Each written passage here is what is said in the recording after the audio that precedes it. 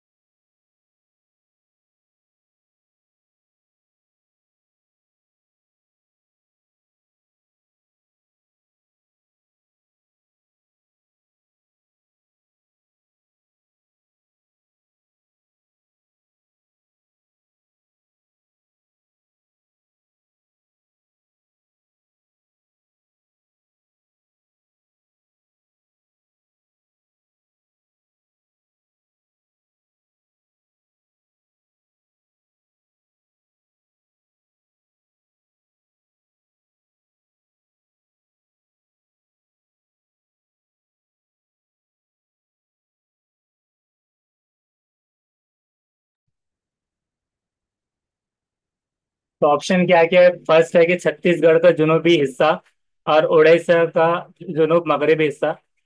छत्तीसगढ़ का वस्ती हिस्सा और उड़ीसा का मगरबी हिस्सा मशरकी सतह मुर्तफा या कर्नाटक की सतह मुर्तफा। तो मैदान मतलब किस इलाके को कहते हैं, या फिर कहा जाए कि रिकॉग्नाइज किसे किया जाता है मैदान के तौर पर। Southern part of Chhattisgarh and west south west part of Orissa, central part of Chhattisgarh and western part of Orissa. कौन सा है इसमें से? Eastern plateaus.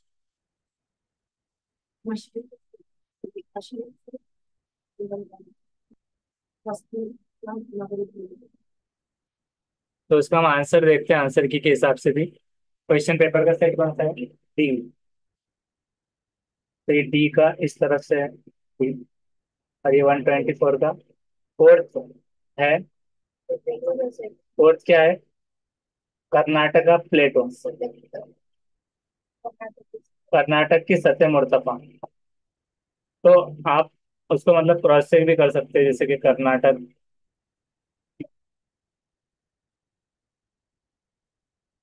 प्लेटो इस कॉल्ड एज मैदान। तो ये इससे पहले भी जो क्वेश्चन है, ये हिली पार्ट ऑफ कर्नाटका प्लेटो, ये इसके ताल्लुक से पहले आया था, जिसमें मलंद इस तरह से आता है। मलंद दो पार्ट है, मलंद और मैदान। कर्नाटक का प्लेटो क्या है? डिवाइडेड है। कर्नाटक की सतह मुर्तफा दो पार्ट्स में डिवाइडेड है, मलंद और मैदान, ये दो पार्ट्स में। ये एडिशनल इंफॉर्मेशन याद रख सकते हैं आप। जो मलंद का रीजन है तो हिली रीजन है, अगर हिली रीजन का पूछता है, पहाड़ी रीजन। वेर मैदान is the plain region of low hills, जहाँ पर कम जो है तो पहाड़ है, वो लो हिल है। और highest peak of the Karnataka plateau क्या है? मुलांगिरी इन बाबा बुदान हिल, इस तरह से आता है। वो क्या है हाईएस्ट पीक, अगर इसका पूछता है तो। इस बेस पर कर्नाटक प्लेटो में ओरिजिन है कावेरी रिवर में, और फ्रॉम द ब्रह्मागिरी हिल से, ये भी एडिशनल इंफॉर्मेशन याद रख सकते हैं। कर्नाटक प्लेटो में जो है तो ओरिजिन जोग फॉल्स और शिवा समुद्रम फॉल्स एक है। कौन कौन से? जोग फॉल्स और शिवा समुद्रम फॉल्स, ये दो फॉल्स आते हैं उसके अंदर ओरिजिन में। कर्नाटक का प्लेटो मेड है लावा से मिलकर बना है, जो कि फेमस है ब्लैक सॉइल के लिए। तो प्लेटो जो अलग अलग होते हैं, जैसे कि झारखंड का एक है छोटा नागपुर प्लेटो, उसमें हाईएस्ट पीक पारसनाथ है। और सेंट्रल हाईलैंड, जिसको विंध्यास और सातपुरा जो है, हाँ सतपड़ा, सतपड़ा जिसको कहते हैं, तो राजस्थान, यूपी, महाराष्ट्र और मध्य प्रदेश का वो है। ये अलग अलग, हाँ वो है सतपड़ा। वेस्टर्न घाट की अगर बात करें तो केरला, तमिलनाडु, कर्नाटका, गोवा, महाराष्ट्र, गुजरात। और इसका हाईएस्ट पीक क्या है? अनाईमुदी। और ईस्टर्न घाट जो है तो उड़ीसा, आंध्र प्रदेश, तमिलनाडु, तेलंगाना का क्या है हाईएस्ट पीक? जिंदघाड़ा पीक, इस तरह से। तो ये दो पार्ट का मिलकर बना है, ये याद रखना, कर्नाटक प्लेटो, जो कि मलंद और मैदान है, जिसको मलंद में हिली एरिया, हिली रीजन, और मैदान plain region of low hills. ये दो से याद रख सकते हो। उसके बाद में नेक्स्ट है कि which of the following related to intensive agriculture, a type of farming. Farming की टाइप जो एग्रीकल्चर की है, कौन सी वाली? उमेश काश्तकारी, इंटेंसिव। तो पहले तो हमें क्या है कि टाइप्स ऑफ, आपको पढ़ना होगा क्या, एग्रीकल्चर के टाइप्स ऑफ एग्रीकल्चर क्या क्या होते हैं। तो हम यहाँ पर जानेंगे टाइप्स ऑफ एग्रीकल्चर के बारे में, कितने टाइप्स के एग्रीकल्चर होंगे। उसमें से आपको जो जो याद है वो बताइए जब तक। इसके ऊपर सवाल बहुत सारे आते हैं, सीटेट में भी आता है, टीईटी में भी। बागाती खेती है। चलो चार कौन सी बता रहे ऊपर ऊपर। चार। एक बागाती है तो नीचे बताया था ना कि चार। उसको कभी कभार क्या होता है कि एग्जाम्पल्स के साथ हम उसको देखेंगे, डिफरेंट टाइप्स ऑफ एग्रीकल्चर। देखिए, एग्रीकल्चर क्या है, one of the most widely practice profession in the world, और इसमें पहला आता है कमर्शियल एग्रीकल्चर। कमर्शियल एग्रीकल्चर क्या है कि कमर्शियल यानी कि क्या होता है, जो डायरेक्टली कमर्शियल या फिर बेचने से या सेल और एक्सपोर्ट से रिलेटेड होता है, मतलब बिजनेस ओरिएंटेड कमर्शियल होता है। तो कमर्शियल एग्रीकल्चर क्या है, प्रोसेस है ग्रो करना और कल्टीवेट करना क्रॉप्स को, intent to sell and export in order to get profit in the market. तो बिजनेस ओरिएंटेड कमर्शियल हो गया। ड्राई फार्मिंग क्या होती है, प्रोसेस है cultivation of crops in dry lands, जिसमें क्या है कि लेस देन 50%, 50 सेंटीमीटर प्रेसिपिटेशन आता है, और उसके बाद में very very limited moisture content उसमें होता है। इसको ड्राई फार्मिंग होता है, मतलब मॉइस्चर कंटेंट बहुत कम होता है, महदूद होता है। उसके बाद एक्सटेंसिव एग्रीकल्चर किसको कहते हैं? एक्सटेंसिव एग्रीकल्चर में क्या होता है, इस प्रोसेस में एग्रीकल्चर इंप्लीमेंट होता है less amount of labour, fertilisers and small area of agricultural land. ये इसमें अंदर क्या होता है कि लेबर की कमी होती है, कम लेबर लगते हैं, फर्टिलाइजर्स कम लगते हैं, और कम एरिया में हो जाता है, तो उसको एक्सटेंसिव कहते हैं। एक्सटेंसिव को उर्दू में क्या कहते हैं? जिससे कि इंटेंसिव को हमें काश्तकारी कहेंगे। उसको सर छोटे पैमाने पर की जाने वाली खेती। तो लिमिटेड एक्सटेंसिव एग्रीकल्चर इस तरह से आ जाएगा। उसके बाद इंटेंसिव हमें काश्तकारी के बारे में जो बात की थी, तो in contrast to extensive farming, intensive farming employs a larger amount of labour, fertilisers and large agricultural land. कि इसके अंदर क्या होता है, बड़े पैमाने पे ज्यादा जमीन, फर्टिलाइजर और उसी तरह से लेबर ज्यादा लगते हैं इसमें, उसको कहते हैं इंटेंसिव। तो इंटेंसिव और एक्सटेंसिव का याद रख लेना है। उसके बाद में क्या है कि प्लांटेशन एग्रीकल्चर। प्लांटेशन एग्रीकल्चर मतलब इस टाइप के एग्रीकल्चर प्रोसेस में एग्रीकल्चर लैंड यूज होती है ग्रो करने और कल्टीवेट करने, सिर्फ एक single crop of entire year. इसमें क्या होता है कि सिर्फ एक साल में single crop of entire year agriculture process में उसकी एग्रीकल्चरल लैंड इस्तेमाल होती है, सिर्फ एक साल में एक मरतबा। उसके बाद में सबसिस्टेंस फार्मिंग का क्या कहा गया है कि सबसिस्टेंस फार्मिंग में ये क्रॉप कल्टीवेट होती है, raising the farmers and his family living no surplus for trade. मतलब क्या है कि ये cultivated crop is cultivated along with raising the farmer and his family, जिसके अंदर पूरी फैमिली वगैरह का इन्वॉल्वमेंट होता है, living no surplus for trade. ये सारा सबसिस्टेंस उसको कहा गया। और शिफ्टिंग एग्रीकल्चर, शिफ्टिंग कल्टीवेशन, इसको क्या कहा जाता है कि in this type of farming the plot is use to cultivate crops by single person. सिर्फ एक पर्सन हो गया तो शिफ्टिंग एग्रीकल्चर, और जिसमें पूरी फैमिली है तो subsistence farming. And then it is abundant and this plot is against use by another farmer to grow and cultivate crops. तो इसको फिर छोड़ दिया जाता है, और ये प्लॉट फिर बाद में दूसरे फार्मर के जरिए ग्रो करने और कल्टीवेट करने क्रॉप्स को ये इस्तेमाल होता है। हाँ, तो झूम फार्मिंग के तौर पर। उसके बाद है कि टेरेस एग्रीकल्चर। टेरेस का नाम से ये समझ में आ रहा है कि इसमें क्या होता है कि हिली स्लोप्ड प्लेन पे होता है। हिली स्लोप्ड प्लेन, जो पहाड़ी स्लोप्ड प्लेन्स है उसके ऊपर टेरेसिंग उसको कहा जाएगा, ये टेरेस एग्रीकल्चर। और वेट फार्मिंग मतलब क्या है कि एक तरह का फार्मिंग है जिसके अंदर एग्रीकल्चर प्रैक्टिस करता है रेन में, जिसमें वेट मतलब भीगा, जिसमें एम्प्लॉय होता है places of rainfall, high rainfall जहाँ पर 200 सेंटीमीटर तक होती है। तो ये टाइप्स ऑफ एग्रीकल्चर इसमें लिमिटेड थे। टाइप्स ऑफ एग्रीकल्चर ये क्लास 10 के हिसाब से बात की गई।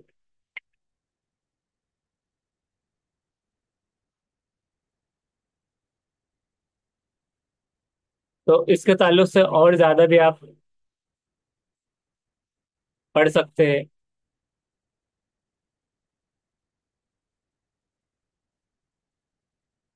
तो इसमें हमारे पास जो सवाल पूछा गया था, तो वो इंटेंसिव फार्मिंग के हिसाब से पूछा गया था, जिसमें क्या था कि farming done in vast area, only one type of crop is taken, maximum use of human and animal labour, ज्यादा पैमाने पर इस्तेमाल लेबर।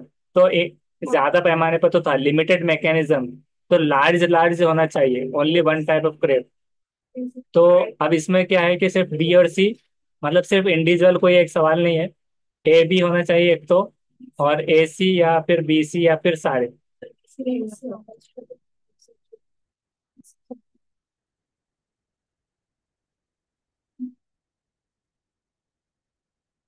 तो उसमें जब तक सोचिए।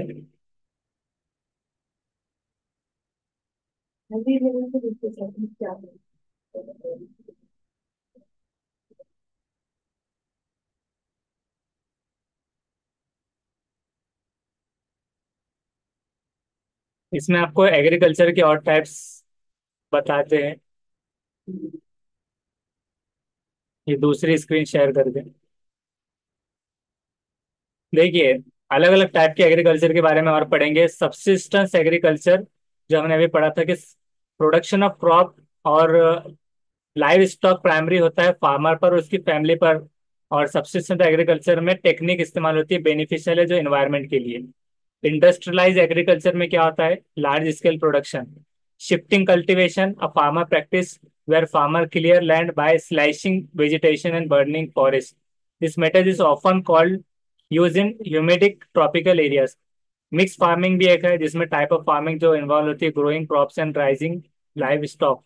और इंटेंसिव देखिए, नोन एज कन्वेंशनल और इंडस्ट्रियल एग्रीकल्चर।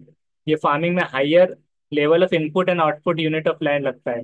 कमर्शियल में जो सेल एंड और प्लांटेशन ड्राई, और एरेबल फार्मिंग जो हमने अभी नहीं पढ़ा था कि क्या है, farming based on arable crops, staple foods, medicine and aromatic plants के लिए जो इस्तेमाल होगा, एरेबल। और पेस्टोरियल फार्मिंग मतलब ancient type of farming practice that involves herding farm animal, झुंड के हिसाब से, झुंड की मदद से फार्म एनिमल से जो इस्तेमाल होगा। तो अब ये भी आपने देख लिया, अब आपको इसका सवाल का जवाब बताना है कि क्या हो सकता है।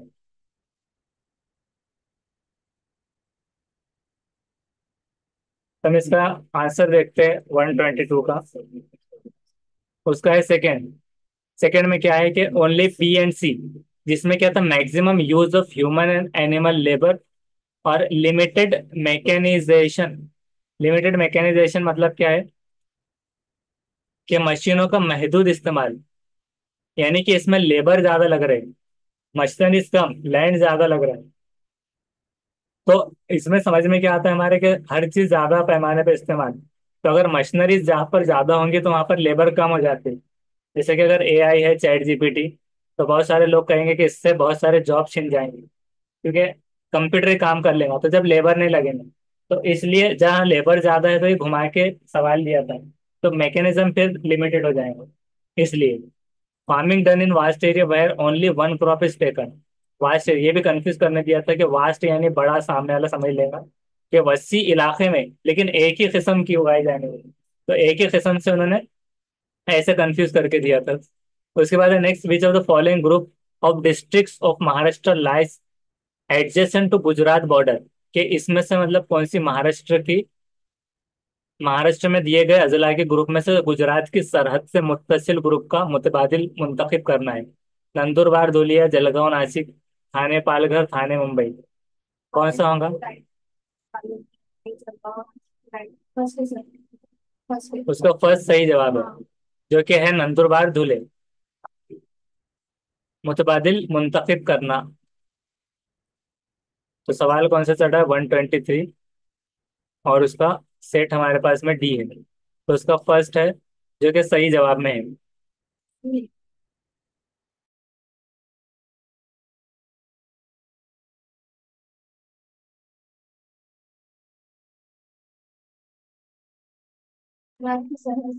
तो ये नंदुरबार धुलिया जो है, तो गुजरात की सरहद से मुत्तसिल ग्रुप। उसके बाद में नेक्स्ट है, which of the following is not characteristic of pieces class. मतलब क्या है, इनमें से कौन सा मुतबादिल मछलियों से मुतालिक नहीं है। मछलियों से, कुछ मछलियों की उम्र तवील होती है, कुछ मछलियों की उम्र कलील होती है, मतलब कम, किसी की ज्यादा। मछलियों का दिल तीन खानों पर मुश्तमिल होता है, थ्री पार्ट से, हार्ट के, जैसे कि दिमाग के पार्ट बताए जाते हैं वैसे में। तो क्या कहा जा रहा है कि फिशेस क्लास के some fish have longer life span, some fish have shorter life span, their heart is made of three chambers, body temperature changes according to temperature of surrounding. कि मछलियों के जिस्म का दर्जे हरारत आसपास के दर्जे हरारत के मुताबिक तब्दील होता है।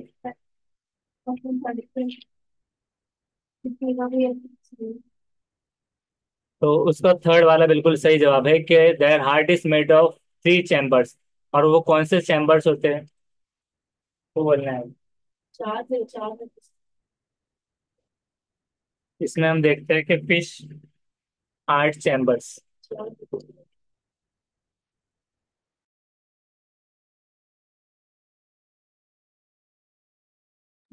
ये ये आ रहे हैं चैम्बर्स, स्ट्रक्चर ऑफ फिश।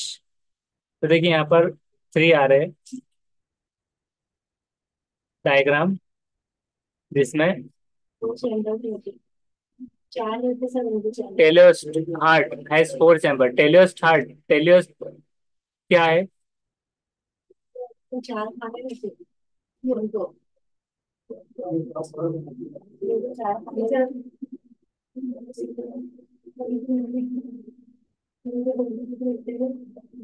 देखिए कहीं पर क्या है एक्सप्लेनेशन करेक्ट ऑप्शन का, fishes have only two chambers of heart, the atrium and ventricle. कहीं पर ये बता रहा है टू और फोर, तो ओनली टू बता रहे हैं हार्ट के अंदर, व्हाट राइट एंड इस तरह से। अब रेप्टाइल और एम्फीबियंस में जो है तो थ्री आते हैं चैम्बर्स, तो ये सब पढ़ना है। With one ventricle and two arteria, जिसके अंदर cylinder, flying lizard and king cobra, जिसमें थ्री चैम्बर हार्ट जिसमें आता है, ये वाले। तो चार चैम्बर। ओके, तो इसमें हम देखते हैं, तो अगर ये इसमें आ रहा है कि नॉट अ कैरेक्टरिस्टिक, खसूसियत कौन सी नहीं है, और वो अगर आ रहा है कि लाइफ स्पैन लॉन्ग होती है या शॉर्टर होती है, कौन सा नहीं है, इसमें कंफ्यूजन बहुत सारों को होगा। उसका उम्र क्योंकि अगर, तक ये दूसरी हाँ, वाली अगर होती है। कम हो जाएगा हाँ, तो उसका हमको उसको देखना होगा। उसका इसका है ऑप्शन नंबर फोर करेक्ट, कि मछलियों के जिस्म का दर्जे हरारत आसपास के दर्जे हरारत के मुताबिक तब्दील होता है, ये गलत है। अब क्यों है, इसको हमको देखना होगा कि body temperature changes according to temperature of surrounding. अब ये क्यों कहा गया, मतलब ये कहा गया कि खसूसियत जो है, not a characteristic of fishes class. तब हमको इसको देखना है। थर्ड आया था आंसर। फिशेस क्लास जो है, ये क्लास क्या है, belonging to the phylum vertebrate, phylum. तो ये फिशेस में क्या आता है कि ऑल फिशेस आता है, और जो है तो फाउंड होती है एक्वेटिक हैबिटेट में, जो कि कैरेक्टराइज According to होती है। Banjus, Pisces is a class that belongs to the phylum तो इसको Vertebrate. Pisces Pisces includes all the fishes. कहना है। They are found in aquatic habitats. Fishes are characterized by a streamlined body to cut off resistance and avoid pressure exerted due to the water. तो Pisces में सारे fishes आते हैं, Pisces के अंदर phylum vertebrate. एक मिनट के sir question answer लिखते हैं तो क्वेश्चन के लिए देखो कि पढ़ो 124 के वाले शायद देखो 125 देखो ना। अभी हमको ये देखना होगा इसको क्रॉस चेक करके, not characteristics of fishes class, Pisces जिसको कहा गया, पाइसेस क्लास।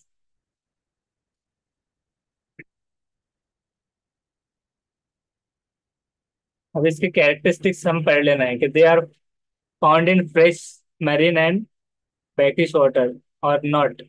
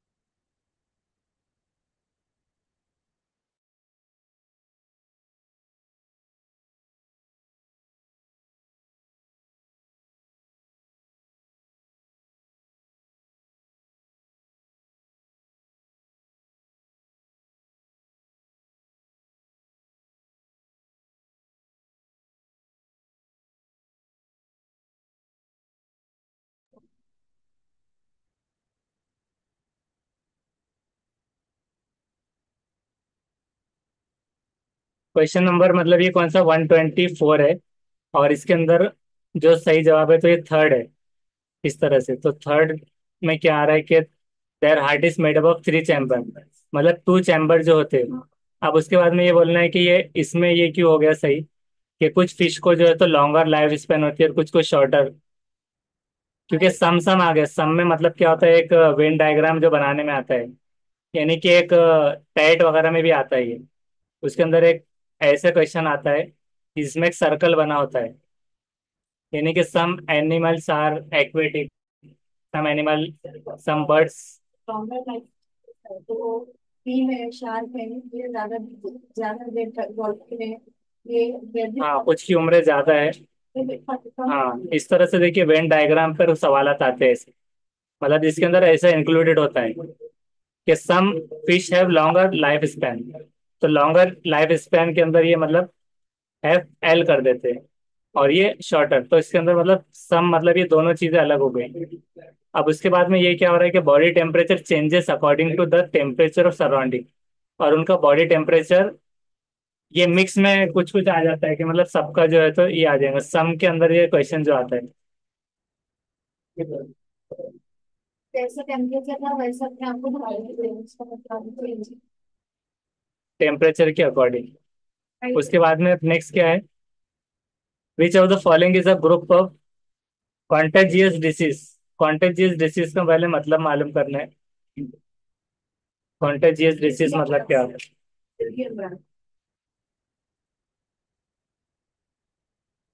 जल्दी। छूने से दूसरों पे इफेक्ट होगा। इन्फेक्शन डिसीज, हाँ, जो कि पर्सन को, पर्सन टू पर्सन होता है, डायरेक्ट या इनडायरेक्ट कॉन्टेक्ट से भी हो सकता है, इन्फेक्टेड पर्सन से। ड्रॉपलेट कॉन्टेक्ट आता है,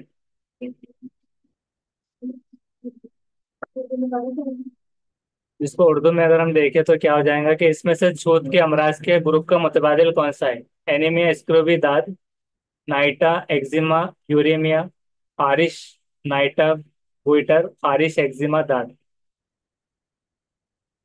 एनीमिया, स्क्रोबी, रिंगवॉर्म। तो पहले क्या है कि जोड़ी में ये देखना है कि एनीमिया मतलब छूने से फैलता है क्या? एनीमिया मतलब क्या, खून की कमी। उस पर भी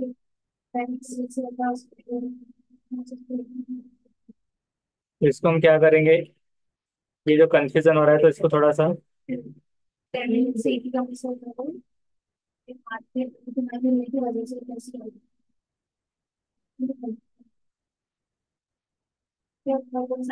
लोहे की कमी से होता है। एनीमिया वो तो ऑप्शन में ये हटा दो, फर्स्ट ऑप्शन नहीं है सर। तो इसका सही जवाब है फोर्थ। फोर्थ में क्या है, फारिश मतलब खुजली, एक्जिमा मतलब एक्जिमा। तो देखो तो एक्जिमा क्या होता है ये देखते हैं। Eczema, skin condition that causes dry and itchy patches of skin, ये होता है एक्जिमा, एलर्जी के तौर पे है वो। फंगल इन्फेक्शन, और दाद, रिंगवॉर्म, ये सब फंगल इन्फेक्शन। Fungal infection. इस तरह तो ये इसका फोर्थ हो गया। उसके बाद में नेक्स्ट क्वेश्चन देखते हैं, what is bone meal made from bones of dead animal. Bone meal मतलब क्या है, क्या कहा गया उसको, मुर्दा जानवरों की हड्डियों से बनाई जाने वाली बोन मील के नाम से मशहूर चीज कौन सी है इसमें से? हाथ, जिलेटिन, जरासीम का अद्वियात या अद्वियात, मेडिसिन, इंसेक्टिसाइड, जिलेटिन या फर्टिलाइजर। जिलेटिन। लेकिन एक बात है कि हड्डियों को सूखी बना के मेडिसिन में इस्तेमाल किया जाता है। अब ये डेड एनिमल्स। डेड एनिमल्स की बात कर रही हूँ सर। तो पाउडर बनाते हैं ना, पाउडर बनाते हैं। हाँ, पहले हम उसको देख लेते हैं, फिर उसका पीछे सर इसका उसका फर्स्ट जो कि है फर्टिलाइजर, मुर्दा जानवरों की हड्डियों से बनाई जाने वाली बोन मील।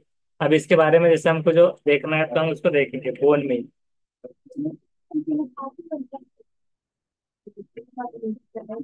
तो बोन मिल क्या है? Defatted dried animal bones that are got to fine a powder.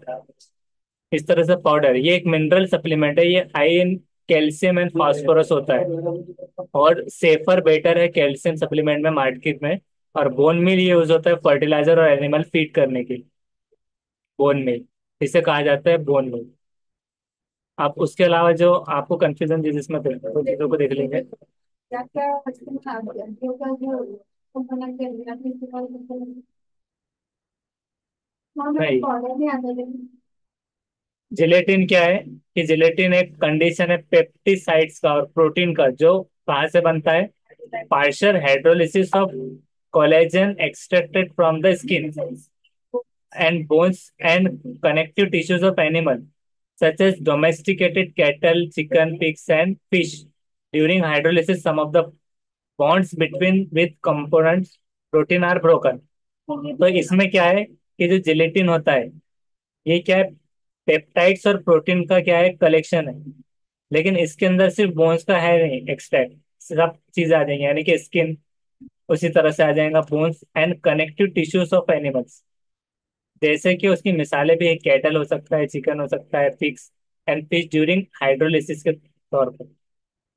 और ये बॉन्ड्स होता है कंपोनेंट प्रोटीन ब्रोकन।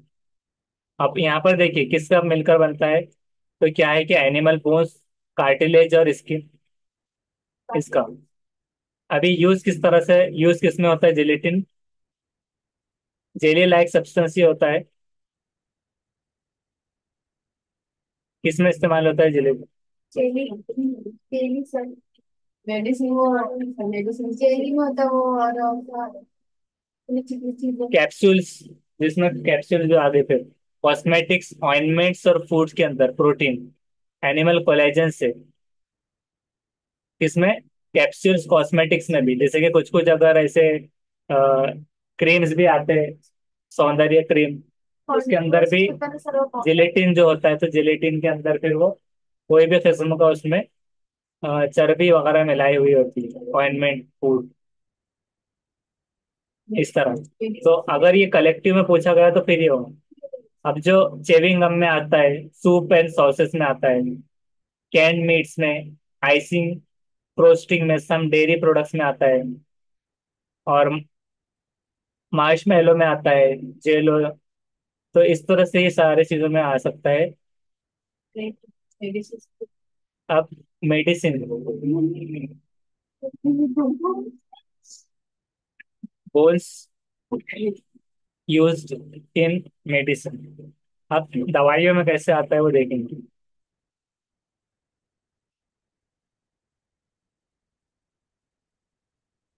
तो इसके अंदर नहीं आ रहा मेडिसिन। और दूसरा कौन सा था? इंसेक्टिसाइड। हाँ, इंसेक्टिसाइड्स, मतलब जैसे कि हाँ, जो इंसेक्ट्स को, तो इसके अंदर भी कुछ नहीं मिल रहा।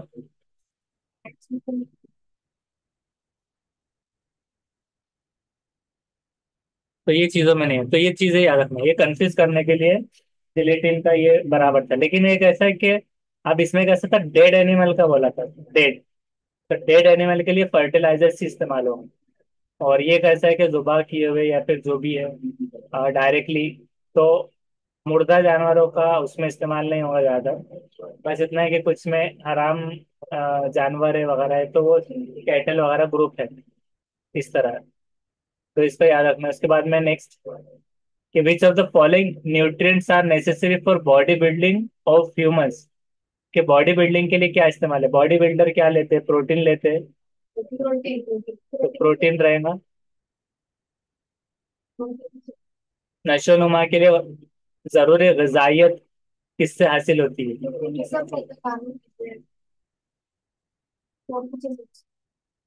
तो सवाल कौन सा है? 127। तो उसका है फोर्थ, जिसमें प्रोटीन। उसके बाद में नेक्स्ट क्वेश्चन है, which of the following helps in the process of clotting of blood in case of wants on the body? के जख्म आने पर बॉडी में जो क्लॉटिंग होती है, खून रोकने का काम कौन करता है? प्लेटलेट, उरुक शहरिया, लिम्फ की नालियां या शरीयान, जिसको कहेंगे blood capillaries, blood platelets, blood corpus, lymph vessels.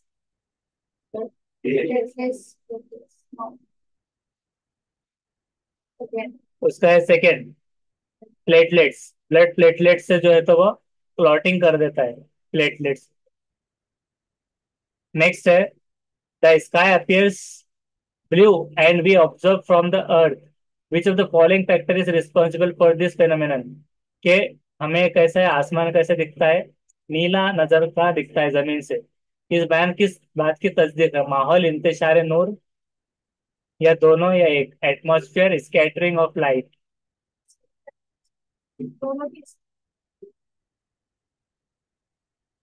उसका है ऑप्शन नंबर 3, जिसमें है बोथ ए एंड बी, दोनों भी। एक तो माहौल का भी और उसी तरह से इंतशार नूर का भी इफेक्ट होता है।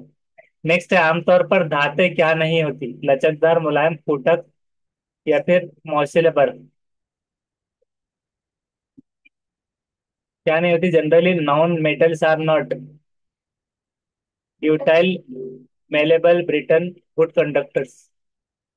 क्या नहीं होती बताइए?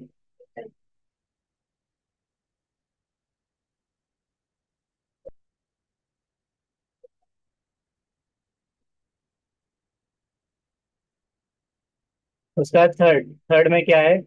ब्रिटल, फूटक नहीं होती धातें। नेक्स्ट क्वेश्चन है, following are the given reason cause and effect statement, assertion और रीजनिंग वाला। Which of the following alternative is correct considering the statement? Water is compound, the properties of water are different from the properties of hydrogen and oxygen. क्या है कि इसमें से पानी एक मरकब है और पानी की खुसूसियत हाइड्रोजन और ऑक्सीजन की खुसूसियत से मुख्तलिफ होती है।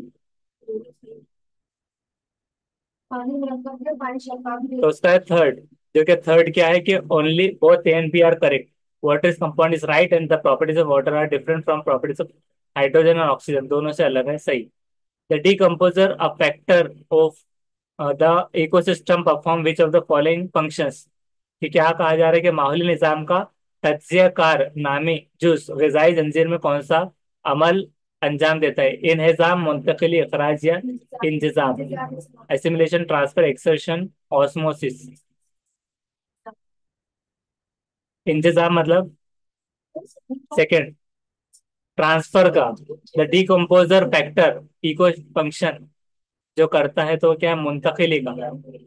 तज्जिया कारनामे जो जुज है ग़िज़ाई जंजीर में, मुंतकिली का, ट्रांसफर का काम करेंगे। इंतजार करना यानी कि जज करना। जज्ब करना। लेकिन उसमें कहा क्या गया, किसको पूछा? डीकम्पोजर का पूछा, तो डीकम्पोजर ट्रांसफर करेंगे, तज्जिया कार। नेक्स्ट है, which of the following is the era of ancient history related to India? के भारत की तारीख का कदीम जमाना कौन सा है? 8वीं सदी कबल से 10वीं सदी तक, पत्थर के जमाने से 8वीं सदी तक, पत्थर के जमाने से 10वीं सदी, या 8वीं सदी कबल मसीह से 8वीं सदी ईस्वी तक? कौन सा है 133 का? उसका है सेकंड। सेकंड क्या है कि from stone age to 8th century AD जो है तो ये era of ancient history related to India कहा गया, कि भारत की तारीख का कदीम जमाने को रखा गया पत्थर के जमाने से 8वीं सदी ईस्वी तक। उसके बाद में 134 का है कि which of the following are correct statement, इनमें से कौन सा सही है? Harappa civilization is also called as Indus civilization, both Harappa and Mohenjodaro civilization showed similarity in historical remains, Harappa and Mohenjodaro both cities are in Pakistan now. ये कौन सा बयान सही है? हड़प्पा तहजीब को सिंध की तहजीब कहते हैं। हड़प्पा और मोहनजोदाड़ो दोनों मुकामात पर मिलने वाले आसार में यकसा खुसूसियत पाई गई, और दोनों भी शहर आज पाकिस्तान में है। केवल भी लग रहा है चल लोग पढ़ने वाले। उसका है फोर्थ। फोर्थ में क्या था? अलिफ, बे और जीम तीनों भी सही है, ये दोनों शहर आज पाकिस्तान में, ये भी सही है। और हड़प्पा और मोहनजोदाड़ो सिविलाइजेशन शो करता सिमिलरिटी, हिस्ट्री एंड रिमेन्स में आसार यकसा खुसूसियत है। और हड़प्पा सिंध को सिंध की तहजीब भी कहते हैं। इंडस सिविलाइजेशन उसको कहा जाता है। उसके बाद what is the intelligent man from the stage of development in human evolution called. कि ह्यूमन एवोल्यूशन में इंसान के इर्तिका में अक्लमंद इंसान को किस नाम से जाना जाता है? होमो एरेक्ट्स।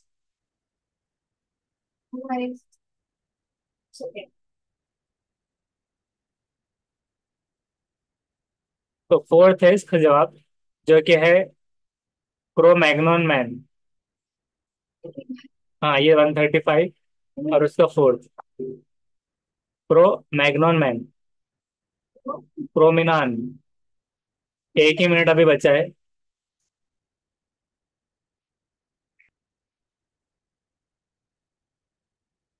ये देखिए क्रो मैग्नोन मैन इसको कहा गया, क्रो मैग्नोन मैन।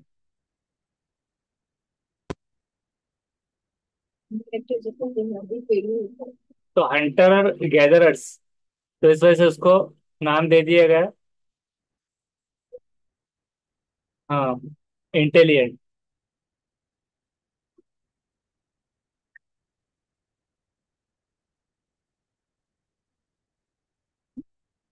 देखिए Cro Magnon were the more intelligent than modern man, as their cranial capacity was about 165 one 1650 cc, much more than Indorhan man। इस तरह से थी इस वजह से भी।